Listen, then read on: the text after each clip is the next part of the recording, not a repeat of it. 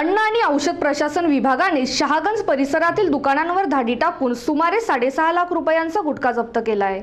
शनिवारी औरंगाबाद शहरातील शहागंजमध्ये अन्न आणि औषधी प्रशासन विभागाच्या वतीनं दुकानावर धाडी टाकण्यात आल्या। यावेळी या दुकानांमधून सुमारे 5.5 ते 6.5 लाख रुपयांचा गुटखा जप्त केल्याचा अंदाज आहे। अन्न आणि औषधी प्रशासन विभागाच्या वतीनं शनिवारी सकाळी करण्यात आलेल्या या कारवाईत शहागंज परिसरातील सुरेश ट्रेडर्स तंबाखू आणि बॉम्बे सुपारी स्टोअर्स या दुकानांवर छापे टाकण्यात आले। या प्रकरणी अद्याप आरोपींची नावे समोर आलेली नाहीत। अन्न आणि प्रशासन आयुक्त सीबी पवार यांच्या नेतृत्वाखाली ही कारवाई करण्यात आली।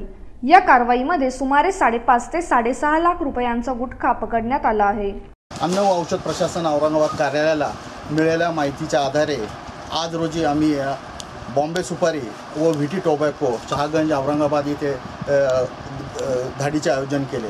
या धाडीमध्ये आम्हाला जवळपास गुटखा RMD हिरा अशा वेगवेगळ्या प्रकारचा गुटखा हा मिळालेला आहे। त्याची अंदाजित किंमत ही जवळपास 5 लाख रुपये ही आहे। त्या प्रसंगी आम्ही जे संबंधित पोलीस स्टेशन आहे तेथे FIR देऊन संबंधितांवर पुढील कारवाई करीत आहोत। वास्तविक गुटख्यावर गेल्या 3-4 वर्षांपासून सरकारने बंदी घातली आहे। मात्र असे असतानाही शहरात एवढ्या मोठ्या प्रमाणात गुटख्याची होणारी आवक पोलिसांच्या कार्यक्षमतेवर प्रश्नचिन्ह उपस्थित करणारी आहे।